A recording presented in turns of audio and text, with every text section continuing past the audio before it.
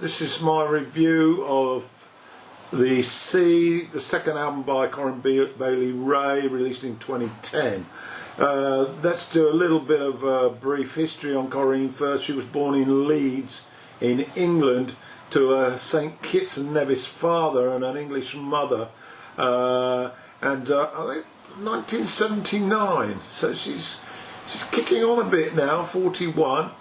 She was the oldest of three anyway, and her musical career started at school. She started to learn the classical violin, but quickly preferred singing, and she then started to sing in church.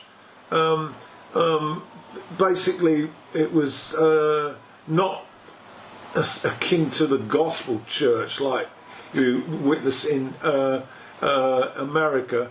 She ended up singing in a Baptist church, but then she gravitated to interesting rock bands, Led Zeppelin being mentioned, and Jimi Hendrix, and so she got into that as a teenager, and she then married in 2001, age 22, to Bailey Rae, and Jason Rae, sorry, and he was a musician who played saxophone, so that sort of increased her interest in music, and she had an opportunity when she was about 2003, I think. She was involved in some work with a Leeds-based funk band, but then the real break came when she was approached by a company who represented Craig David, who was quite a successful singer at the time, and his mentor Mike Hill took a shine to her material, and this then led to the opportunity in 2005 to release a single, Like a Star, which of course was a huge hit before the first album was released in 2006, and of course that took off massively. So that's a very potted history of Corinne Bailey Rae, and now let's get on to the review of The Sea. So to the tracks on Corinne Bailey Rae's second album, The Sea, and we kick off with Are You Here? There's a really simple, gentle guitar chord that filters into Corinne's soft tones as she hits the high, seductive vocals, and then the rhythm slips into the mood, and the slow intro returns before building with skippy down beats, and then it launches the music into an orchestral montage of sounds that have harmonies lurking back into the mix. Impressive, and then recycled through the solo guitar chord, and this time her vocals seem to be more urgent, and the track takes off. It's pure love resonating with the orchestration awash. It's a cracking opener. Track 2 is I'll Do It All Over Again, a mournful vocal with guitar eases us in, and the sweetness is deft. It's a sad reflection of her lost hubby, and it's a powerhouse of emotion with music that would do justice to Stevie Wonder's arrangements. It's a hymn to remind us of the rewards for risks in love, and everything together with that. And there's some lovely organ linked in with the backing vocals. It tears you up when you listen to it. And Corinne's emotional tone is right at the forefront. Track 3 is Feel Like the First Time. a summery, floating, funky rhythm which is real catchy. There's some neat piano. It's got a jaunty jazz feel to it, echoes of Billie Holiday. The strings are sparingly used but effective, and it suggests even Barry White or George Benson era music. The influence of Ellington's jazz is also there to hear. Track 4 is The Blackest Lily. It's a sexy, funky song, very influenced by Philly soul, with a touch of Keith Richards guitar rhythms. Smart guitar solo as well, reminds me of Stevie Ray Vaughan when he contributed to Bowie's Let's Dance, Bowie's classic. It's very slick-like. So to track 5, and Closer. It's very soul influenced, this, with a disco strut. It's very 80s, and there's some punchy piano, and it sounds almost like it's come from the Berry Gordy school of Motown. It smoulders, is very sensual and perfect for a sort of rompy sort of dance. And add in the Mayfield horns that filter into the midsection, and you feel like you've got some classy disco funk with nice oozy trumpet seeping in sparsely. Lyrically, continuing really this feeling amongst the tracks so far, this one's about building up the intimacy through shared experiences. Of course, they're all reflect on her husband's demise and all those emotions coming to the top again. Love's on its way.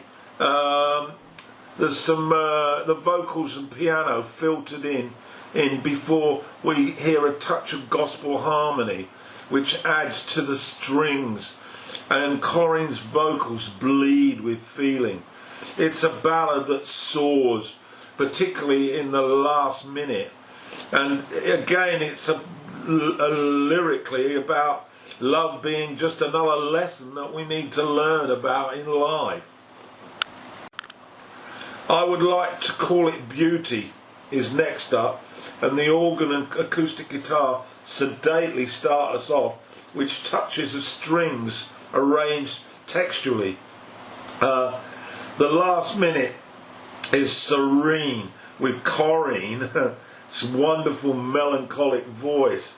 Get out those tissues before you start crying. A very sad song about a very young death. The person was taken far too early. Track 8, Paris Nights, New York Mornings. It's a disco soul with punchy drums, and it's just a great beat. The harmony vocals complement Corinne's lead to a T. There are sparing strings on this one, which helps retain its punchy dance feel. And lyrically, it shows the magic of the two cities to enable that romantic, young, inspired feeling and getting the maximum out of them, the joy and the experiences. Track 9 is Paper Dolls. It has a much more up-tempo rock feel to it, and the vocals show a bit more variety, more strident, more urgent. Again, lyrically, this one touches on female friendship, I think, and making different life decisions to close friends, a realisation of your own value, your own worth, other than just your beauty.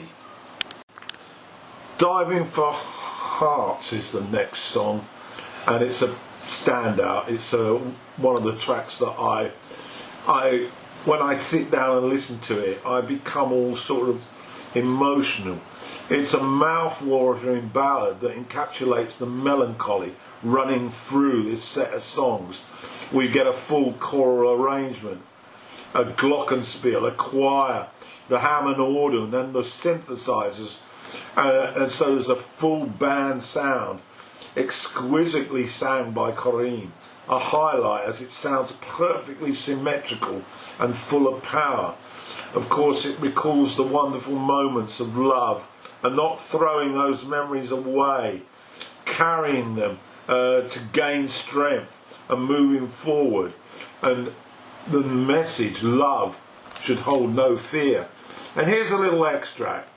Till then I wasn't alive. I longed for you like the lovesick moon pulls the tide. So I peeled off my skin. I just slipped right in and I became alive. 'Cause down here there's no fear. There's no cause for panic. There's just bright, cold calm. I feel no harm. This underwater feeling, abandoned, and it fires my heart. So there's quite a lot of metaphors in there. So to the finale then, the sea. It rounds it all off really, and Corinne sounds like a child as she tells the story. Sings it with pure hurt, pure power, an emotionally drenched goodbye to her dead husband, layered with all the masterful production. There's a swathe of violas, violins and cellos that excel. And lyrically, of course, it's about trying to gain strength from adversity rather than feeling a sense of shame that you failed, you didn't do enough because you've lost this man far too early, and trying to ease yourself back into the future. And let's have a little bit of an extract from this. Till then I wasn't alive. Sorry, I'm going to move on to the sea. Some extracts. I never knew you were standing on the shore. It says everything, explains everything. That from then on it couldn't be just like before. It says everything, changes everything. So don't you stand there wishing your life would fade away. And don't you go around with anyone who makes you feel ashamed. This point about moving on with strength rather than wallowing in this loss and a feeling that it was your fault. It's a very positive message. So let's summarise the sea. We had to wait an awful long time for this album after the absolutely dream debut, but it was worth waiting for. Of course, in the intervening time, Corinne had lost her husband Jason Rae unexpectedly following a cocktail that took his life, and she was in mourning, and she took her time to come out of mourning, and she wrote these songs. These songs are in many ways a statement about her relationship with Jason and the impact that he had on her, and they're also a reminder to her and to all of us about how to deal with tragedy after a love affair that was intense. The songs are very emotional, and you feel that as you listen. The quantity of musicians on this album are so vast. I'd take a look at the personnel to get some sort of semblance of who was involved here. She's left no stone unturned to create the sound that she felt was necessary as an epitaph to her late husband. It's a beautiful album. It's probably not going to be revered quite as much as the solo record, but I think in its own way it's as good, and it's certainly one of the highlights for me in that year, and so I would suggest that you take a listen to it, and really repeated listens. The girl has got a wonderful voice, soul right to the 100%, and but she's also got a wide depth of musical knowledge, and has listened to the greats and sort of taken advice on them, and introduced them into her vocal delivery. The songs don't add too much to the sound on this album. Of course, they are all about the love and loss that she's experienced, but nevertheless, a good batch of songs. The Sea, released in 2010 by Corinne Bailey Rae.